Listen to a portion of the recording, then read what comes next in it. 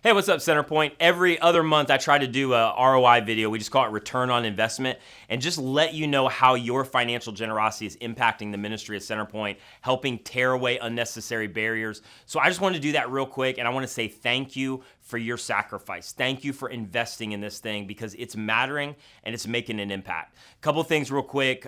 Just before Mother's Day, we had our first ever Her Gathering where we saw a couple hundred women come together, worship together, learn together. It was the most unique women's gathering I think I've ever seen, as I got to kind of have a back row seat to watch it all happen, and it was absolutely amazing.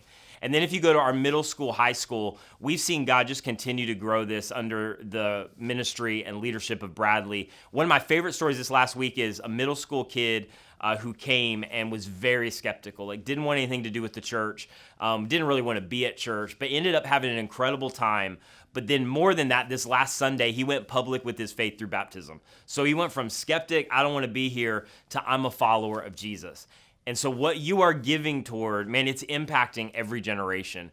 And then speaking of the next generation, maybe many of you know we have just launched a partnership with Southeastern University, one of the premier universities, I think, in the country.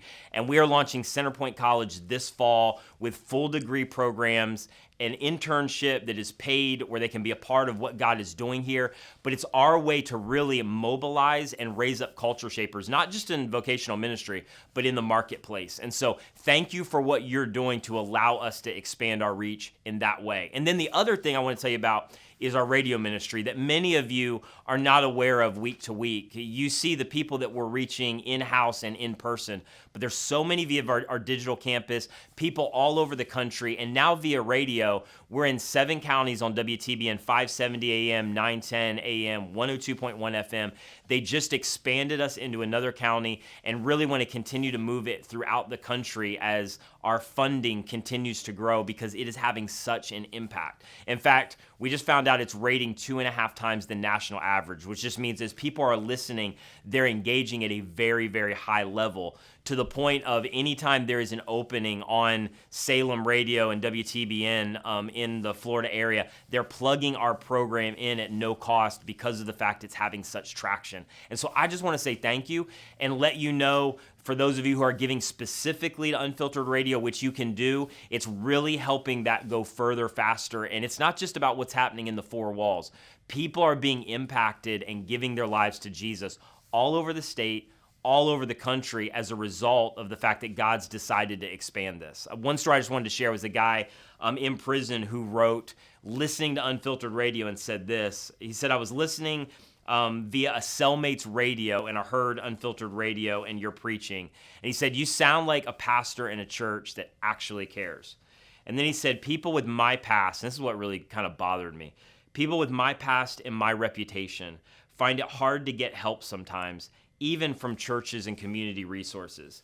And he said, when I was listening, you defined holy as moving toward the messes in a series that he was listening to. And then he said this, that really struck me because I'm a mess pastor.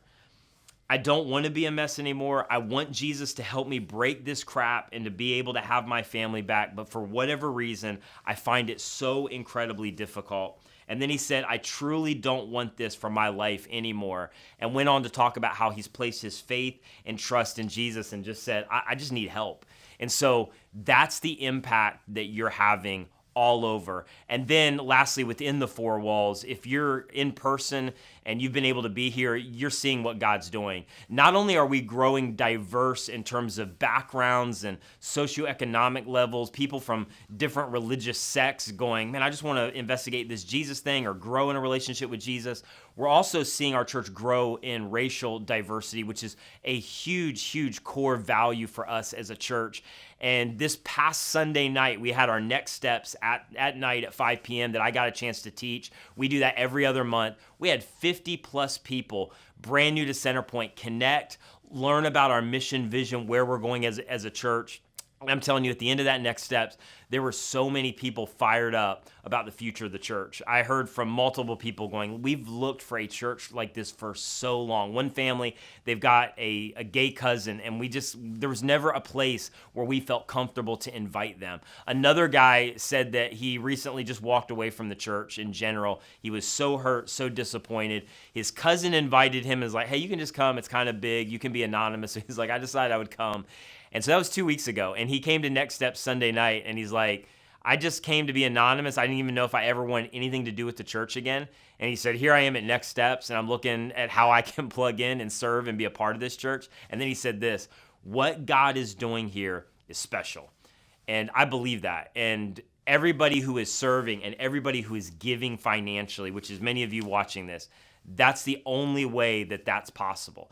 I mentioned this the other week, but one of our good friends who attends here had been praying and inviting his high school buddy for 20 years who finally said yes 3 weeks ago. His high school buddy came at the end of a service, placed his faith and trust in Jesus.